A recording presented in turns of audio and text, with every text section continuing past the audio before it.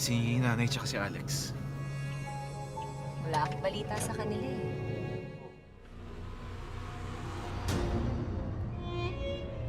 May beer dito. Hindi ka naman umiinom, di ba?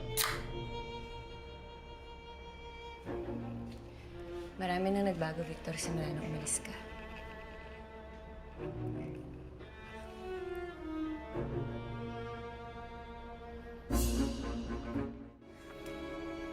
Ano ka ba? Sira?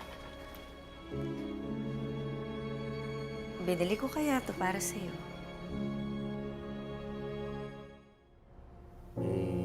May tumawag kasi na kliyente at kailangan kong asikasuhin kaya hindi ako nakatawag sa'yo. Siya ang lumalapit sa akin. Kahit ipagtanong niyo pa sa lahat ng mga lalaki dito, lahat dinidikitan niya. At parang malaman mo, ako nag-utos kay Alex na samahan si Juliana na magpa-check up. Can you go ahead? I forgot something.